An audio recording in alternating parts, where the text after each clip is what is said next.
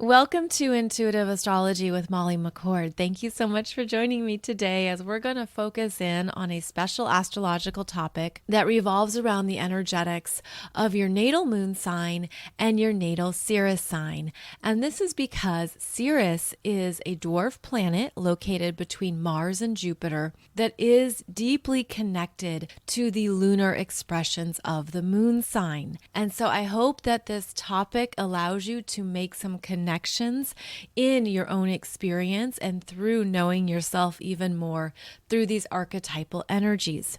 So the moon sign is how you connect. It's how you feel. It's what you tune into and trust. It's what you go into that feels like home, that brings you comfort. It's the part of your energy that can be quite unconscious until you know more about the deeper workings of your moon sign. And it beautifully relates to the archetypal expressions of Ceres, which is that dwarf planet, and it is the higher octave of the moon because Ceres is how you parent. It's how you care for another outside of yourself. It's how you connect and attach, and it's also how you're required to disconnect, how you're required to detach from what you love, what you cherish, in order for that energy to be fuller, to be more of its true self. And so the moon sign can be viewed as the part of yourself that wants to bring something closer. You want to pull it into your orbit. You want to feel it, connect with it. The moon absorbs. The moon wants to know itself more, especially through its needs, its emotional process, its immediate environment. And on the other side of this energy, the higher octave of Ceres is how you're able to also care and connect while honoring separation, while honoring that there are parts of yourself that you won't be able to absorb, that there are energies in this world that you have to maintain a space from. And this certainly relates to the parent-child dynamic. So I'll be discussing that more in today's podcast episode.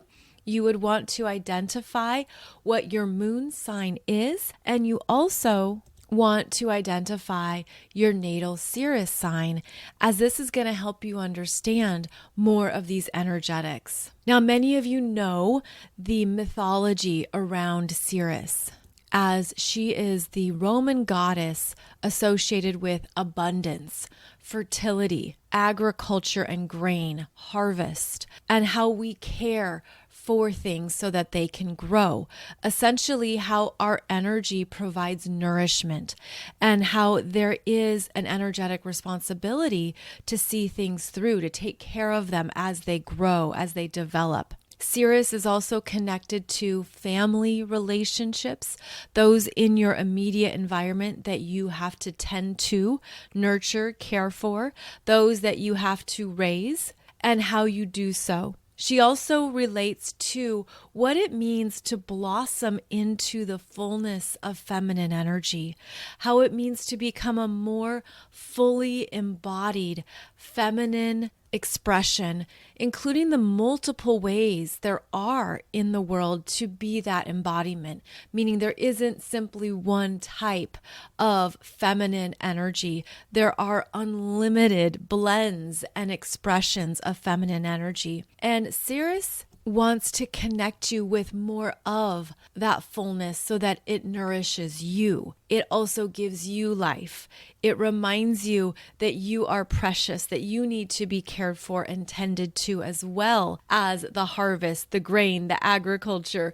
And so it's a beautiful energy of supporting what we hold precious and dear to us. And that is something that Ceres will highlight in your chart as well as in your life, is what matters to you, what holds a part of your heart. And if you are a parent, then you can most likely relate to this through your child or your children. And when you were a child, the Ceres energy would also represent your mother or your main maternal parent who raised you, and what type of nourishment, attention, and care you received or you did not receive through these Ceres archetypal expressions. And so Ceres and your moon sign are deeply related. And that's why Ceres is the higher octave of the moon. Because if you see the moon as the fullness and the wonder of the emotional world,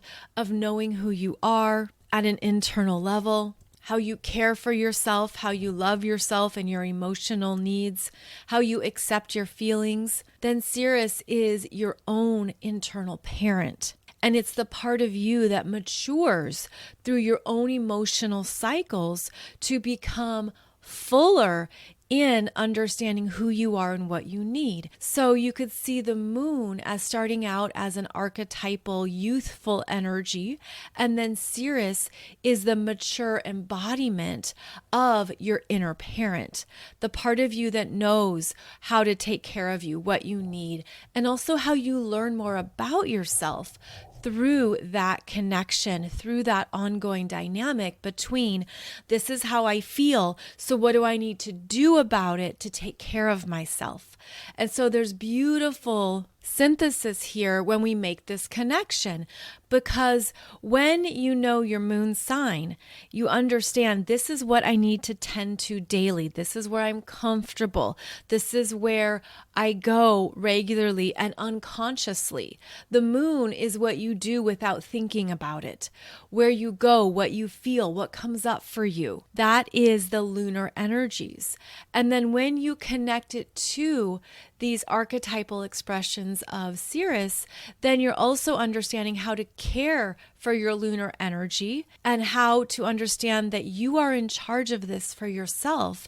You become your own parent, your own authority. You're able to nurture yourself better and to step into what it means to be a better caretaker of your own energy, of your own frequency, where you claim those expectations from others. And that's part of this dance between the moon and Ceres, is that you're understanding, okay, I can't put this on someone else anymore. It's no one else's responsibility to know myself as well as I know myself. So I'm going to reclaim this internal parent energy. I'm going to honor it. I'm going to understand that I am fully empowered to take care of myself in all ways. And this is what the Ceres energy brings forth, especially when it's activated and you're getting to know her archetypal energies even more. Now, if you know astrology, you know that it's never just that simple, because your moon sign and your Ceres sign can have very different expressions. They could be an opposite astrological signs. They could be in a square. They could have a very uncomfortable connection. Maybe they aren't connected at all in your chart. If your moon is in Aries and your Ceres is in Pisces, well, those are very different expressions, but that's also what could beautifully explain to you your own experiences around your lunar energies and what it means to be your own parent. So multiple combinations, of course, multiple stories that emerge, but I wanted to focus in on this particular connection between the moon and Ceres in order to empower you to see perhaps any patterns, especially emotional patterns in your life or in your world, what they've been about, what they represent, and also how you can be in control of them. You can see them and work with them more consciously. You can understand as well, perhaps more of your soul contracts with your own parents, especially with the mother, which is strongly emphasized here when we look at lunar energies and Ceres, because these are the energies of motherhood. Not only your own mother, how you were raised, how you were cared for, if they understood your needs or not, but then how you have become perhaps a mother to others or in that maternal energy in some area of your life. And so now that we know the basics here between lunar and Ceres energies, let's go a little bit deeper into this because it gets quite fascinating. So, as many of you know, Ceres was the Roman goddess who actually lost her daughter Persephone to Pluto, to Hades, when she was kidnapped by the god of the underworld and dragged her under. And so this is associated with agricultural cycle because Ceres's daughter Persephone was kidnapped in the fall and brought into the depths of the earth, which we call the underworld. And this was when Ceres entered into grief and a lot of emotional turmoil that she then spread through her power of being connected to the agricultural cycle, to fertility, to the harvest. And that is when she decided to spread her grief across the land. And that is when the world entered into more darkness. The seeds didn't grow. The crop and the harvest were complete, and there was no life on the land. Now, we understand this differently now as the seasons of fall and winter, but through this lens of the mythology, this was Ceres feeling deep grief for losing her child. And understandably, this would bring up a lot of pain. But when we look at it through the lens of astrology and through these archetypal expressions, this is also understanding how you deal with separation from something or someone you love. And so Ceres and the moon are connected to your attachment style, to how you attach to what you love, and then what you do when something is removed or taken away. Now, this can, of course, be a breakup or the ending of a friendship, the ending of a connection. This could be something that was close to your heart, and how you deal with the grieving process, how you honor it, how you understand that it's a part of our energy cycle. It's a part of life. But where do you go with it? How do you handle it? And your natal Ceres can show you that, because this is part of the wisdom that she holds, where she also reveals more of your fuller emotional process around separation. And whether that is an emotion and experience that you can go into, that you can truly feel and honor, or if you push it away, if you disassociate, if you don't want to look at it, if you don't go into the feelings, and maybe you stay in the mind, or you stay busy, or you stay distracted. It shows you how you deal with grief and loss at a more everyday level. And so when we also discuss these energies, we also have to look at the role of Pluto, because Pluto is in this mythology as well, represented by Hades, the god of the underworld. And Pluto also brings up how we deal with big emotional transitions. But Pluto is about the soul's evolutionary process with that. So Pluto operates at a much deeper expression as well as a fuller expression, meaning with Pluto deeply connected to the soul's journey, Pluto has access to various parts of your energy field that you've been through across lifetimes. And when we look now at Ceres, she's connected with the energy of this lifetime. And you can also understand this because she's located in between Mars and Jupiter. She's the dwarf planet located there that is closer to the moon, closer to the earth, closer to our current reality and timeline. So Ceres does have a connection with Pluto. It's this love-hate connection with Pluto, where not only did Pluto kidnap and capture her only daughter, but then also returned her. And through this period of loss, through this grieving journey that Ceres was on when Persephone was removed from the earth's abundance, it allowed Ceres to go on this journey of understanding how she moves through separation. And so you could look at this in modern times as separation anxiety, as what you feel when something is taken out of your life, out of your control. and how you really feel about that, what you really do emotionally, internally, and personally to work through that experience. And then in the spring is when Persephone was returned by Hades to the earth's playground. And this is when Ceres then started the harvest again, allowed the seeds to grow, allow new life to be revealed through the flowers blooming and blossoming, through the abundance of a new agricultural cycle. And so the earth became a representation of her emotional process, of her own feelings of separation and loss. And so this is where there's also great wisdom between your moon, Ceres, and Pluto. It's how you care for yourself emotionally when you're undergoing that big turmoil, those deep fears, that intense expression of grief, separation, and loss, which is normal in our human journey, which is a part of life, but we don't always want to look at it.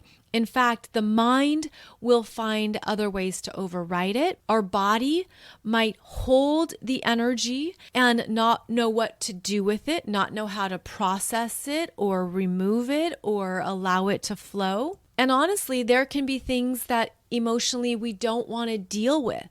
We don't want to face because we know it's going to be intense or emotional and perhaps wildly inconvenient. Almost like you're going through life, you have a lot on your plate and something comes up and you're like, I can't deal with that right now. I can't go into that.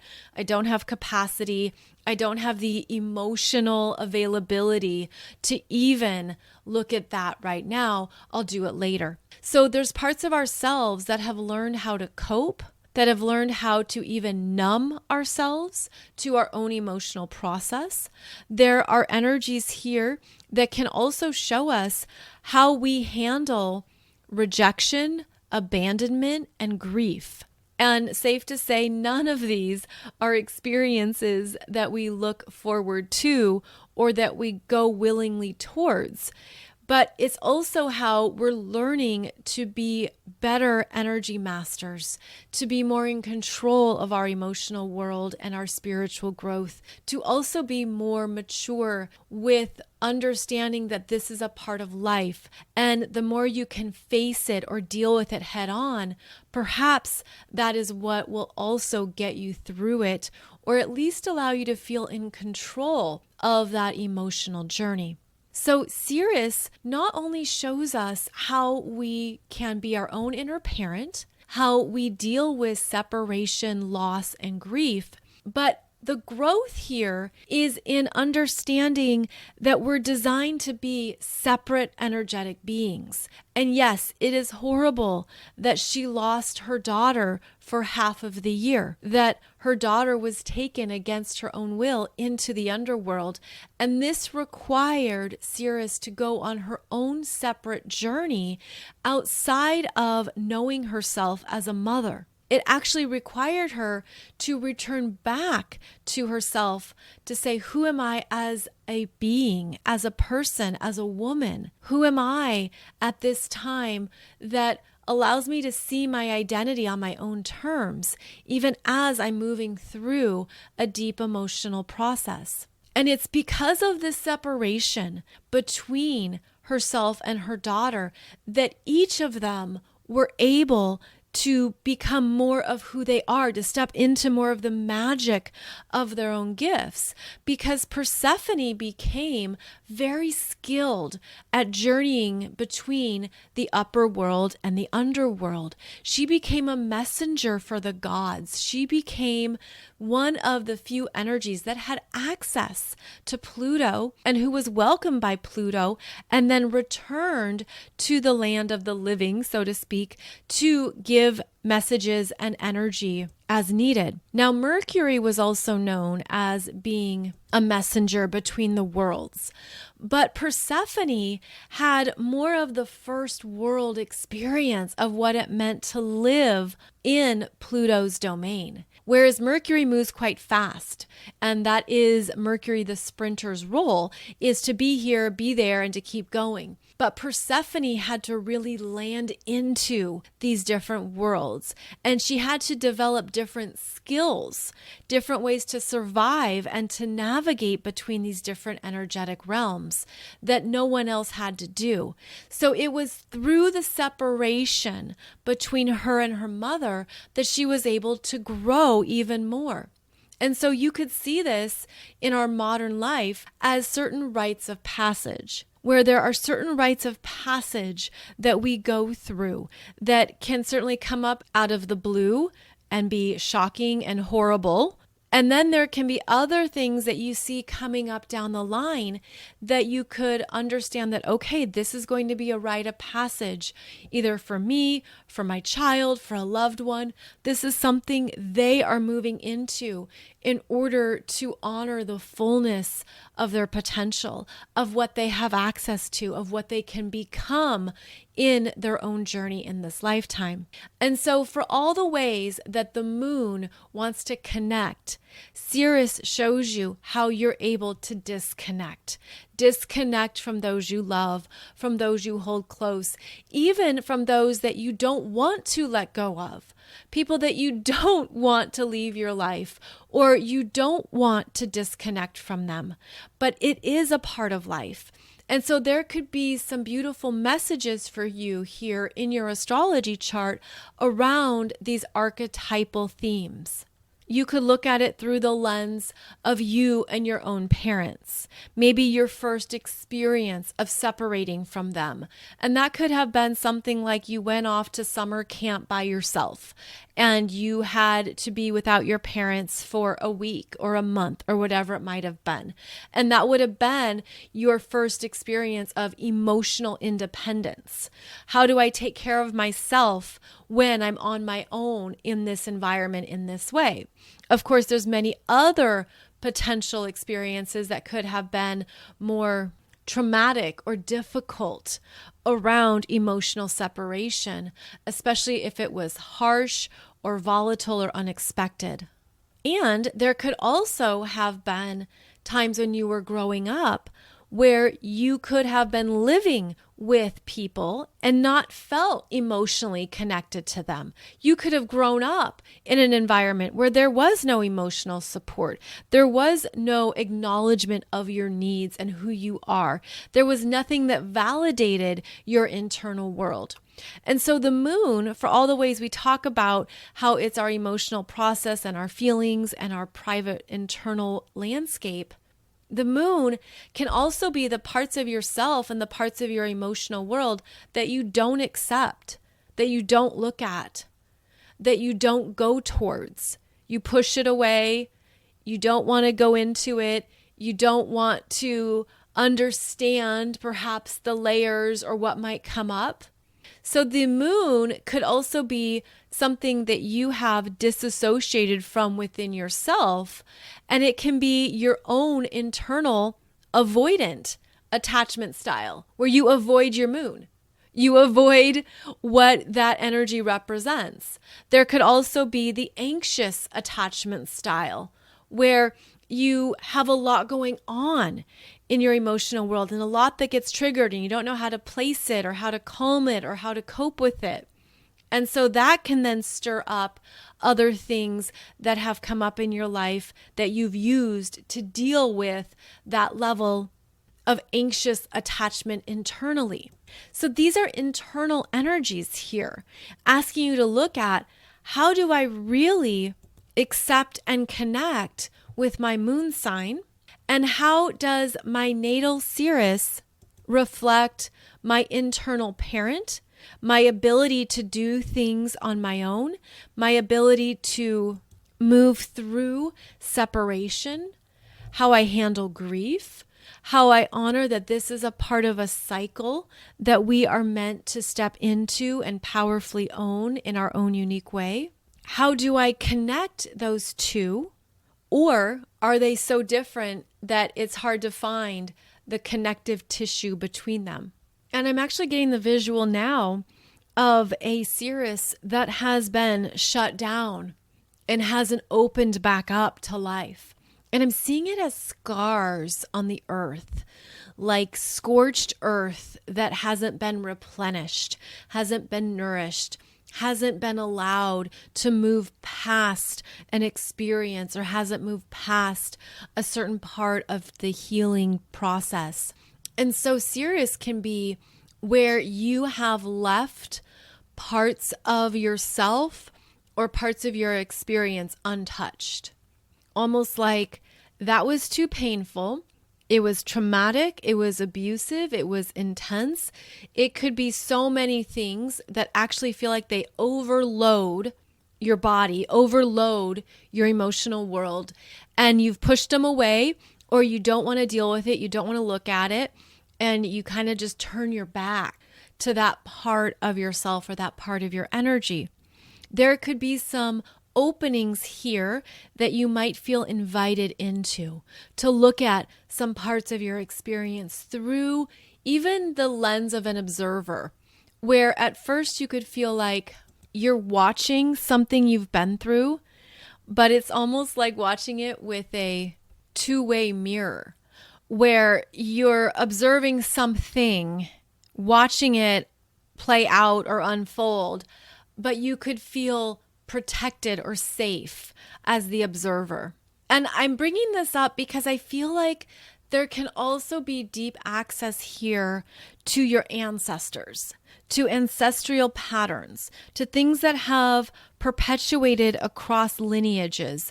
And because we're talking about the moon and Ceres, this could certainly be your maternal lineage, what's been passed down, especially through the womb. I'm seeing the reproductive organs, I'm seeing the uterus, the womb, I'm seeing even the umbilical cord, and how all of this is part of creating a being, creating a human, as we know. But I'm looking at it as the energetics of the moon and Ceres and how things get passed through generations. And it could be that you are the one who understands the patterns that need to shift.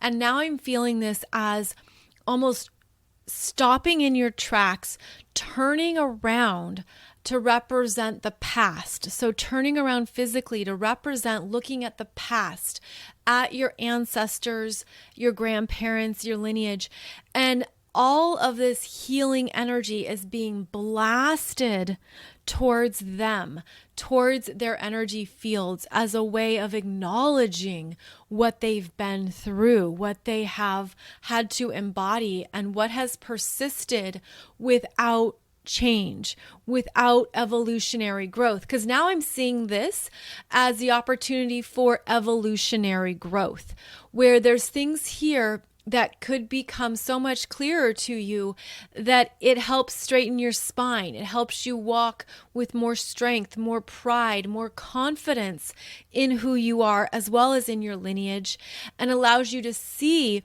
exactly what needs to shift or change, where you could feel like you are the one who is generationally changing things for your family or for a particular lineage in your family. And that is the energy that you're embodying. And I'm seeing it really through this strong, powerful Ceres, where she's aware of the cycles of life, and she's aware of the power of life and the power of death, the power of loss and the grieving that is a part of our human experience. But she's developed healthier tools, healthier ways of honoring that process, where she's allowing things to be what they are without trying to overly control it or overly manage it. I'm also feeling, this is interesting, that the Ceres, the mature, evolved Ceres energy has actually formed a healthier connection with Pluto, has formed more of a healthier understanding of the role of Pluto, of that abduction of her daughter into the underworld, and what that was about in terms of how it was a catalyst for very deep transformation that couldn't have happened any other way. that couldn't have come about through any other means, where she understands that the plutonic role of transformation is something that we might not always raise our hands about. We might not say, yeah, pick me. Rather, the earth cracks open below our feet, and before we know it, we're pulled into things that are very plutonic. And that is the beginning of this evolutionary journey through our fears. And so both Ceres and Pluto have the capacity to introduce you to your evolutionary journey through fears, how you face your fears, how you look at things that are emotionally difficult, that require a process and support. And that's something else that comes up here with Ceres, is that when you are in the depths of despair or grief or loss, it's okay to ask for support, to ask for help. In fact, it's the healthy thing to do. It's the way to know that you're not truly alone, that others can sit with you, can hold you, can be there as you're moving through a very intense process. And it feels like part of what our evolutionary journey in this lifetime is bringing up is the imprints we've held across lifetimes that might not make sense in this lifetime. It's almost like there's things you could feel really deeply. And I think about back to the first day of kindergarten, especially if you are a parent, and that first time your child goes to school by themselves on their own in a way that you haven't experienced before, and you're letting them go for 8 hours for the first time. You know that they're going to do great, they're going to have fun, they're going to learn their ABCs, they're going to make friends and love the teacher. But still, for you as the parent, it's a new form of separation. It's a new disconnect. And maybe that's because you've spent a lot of time with your child. You were with them for most of the day. And so now there's a void where their energy was. This is the energy of how you deal with emotional voids and how you honor the truth of what you're really feeling. Even when you know, okay, I'm going to pick them up at 3:00. I'm going to see them again, and I'm going to hear about their day. And we're just entering into a new routine together, a new pattern. And these are actually some of the first experiences we have of separation, where we separate from our caregivers, our parents, and we do things on our own. We're meant to. We're meant to be our own individual energy fields, but because we have attachment and connection, because we are social beings and we seek safety and security with others, with other relationships, this is why sometimes these separations and disconnections can actually be quite challenging at first. And of course, there's different levels of severity. Going off to the first day of kindergarten is not so bad, right? When you think about all the other extremes there are of being separated from your child, or the child being separated from the parent. Now, another part of the strong Ceres energy is understanding what you do have control over, what you can focus on, what you can tend to. And because she also is associated with gardening, farming, cooking, nutrition, everything that's organic and natural, she basically then focused in on the day-to-day tasks that she could do well. And Ceres is the energy of not only our ability to handle our emotional world, but also to tend to what requires our ongoing responsibility, where we still need to show up, where we still need to get parts of ourselves together, take care of things, where there is a very strong practical component here to Ceres. And Ceres is commonly associated with the energy of Virgo, and the moon is associated with the energy of Cancer. So if you look at it through these astrological signs of Cancer and Virgo, there is a natural harmony between Cancer and Virgo. And they're both quite internal and private. And they're looking at how you understand, yes, I have emotions. Yes, there's things that come up that I feel and I sense and I intuit. But there's also the energy here of wanting to be supportive, wanting to be of service, wanting to do something with the energy to move it forward in a way that allows it to flow.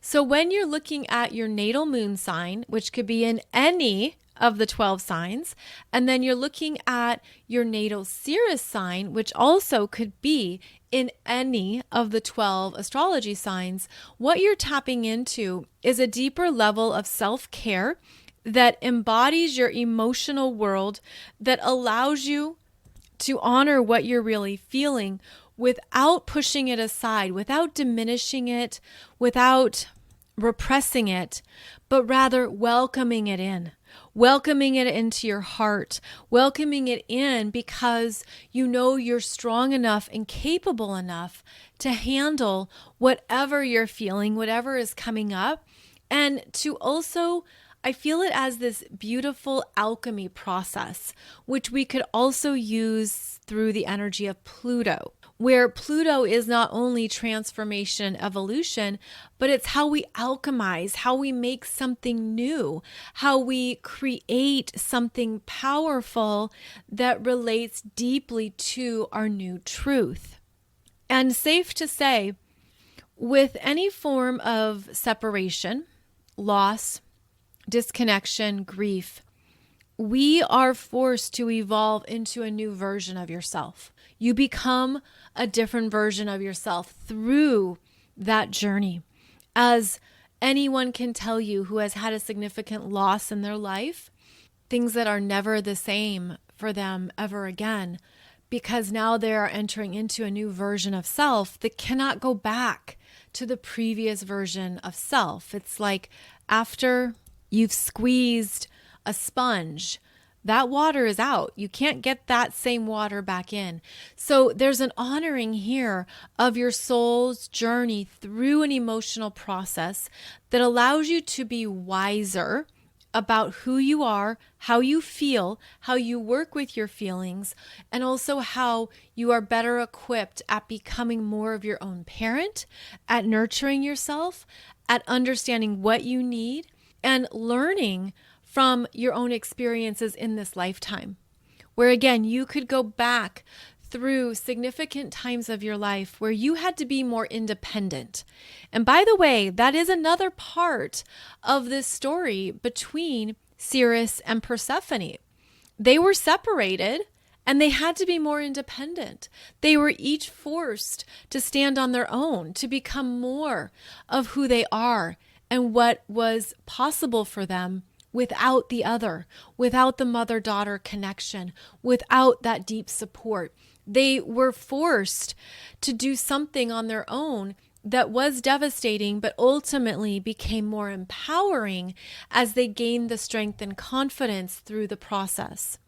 So you can take this understanding and apply it to, again, things you've been through in your own life. Where, yeah, maybe you don't remember your first day of kindergarten, but maybe you remember your child's first day of kindergarten, or whenever you had to drop them off and leave them for the first time and what that brought up for you. Maybe it's when you were a teenager or when you moved to a new place by yourself and you had to stand on your own and figure it out. You moved to a new town or a new state, a new country. And so the moon and Ceres, as well as Pluto, are how you move through and honor your own emotional experience, which everyone does in their own way, of course.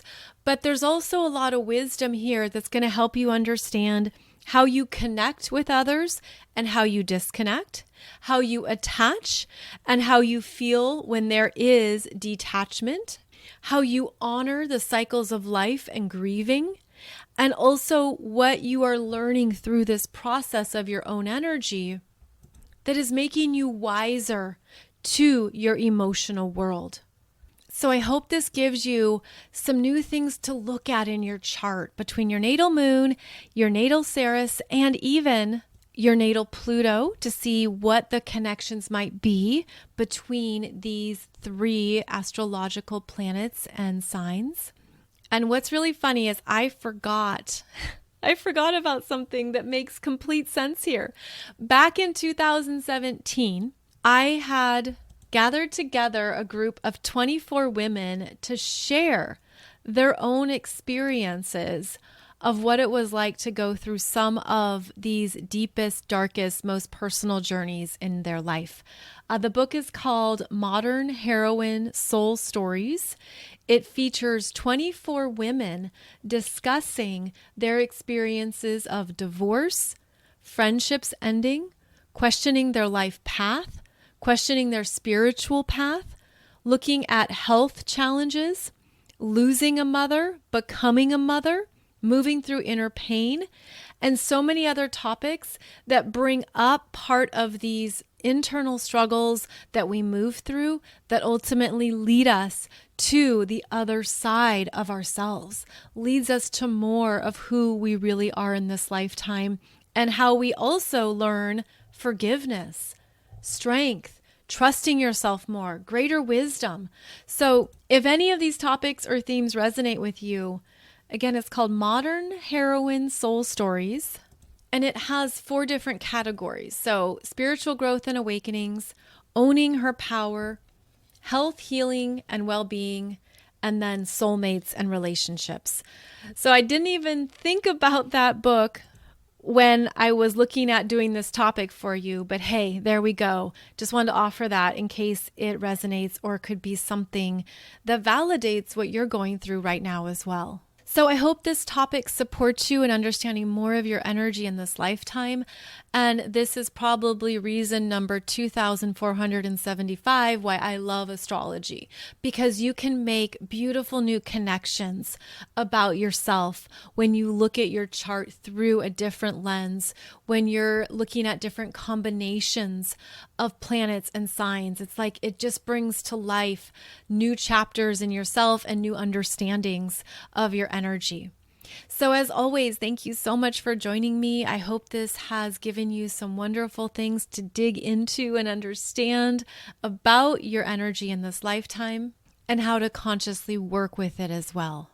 If you're looking to dive into your astrology chart, please check out all of my astrological courses and programs at mollymccord.online, where I would love to give you more information and wisdom about your chart and what you are here to experience in this lifetime.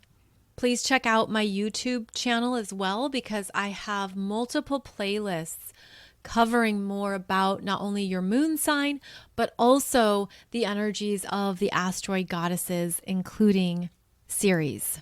I'll be back every Monday and Wednesday with a new podcast episode. Thank you so much for joining me today. Wishing you a beautiful day ahead, and I'll see you back here soon.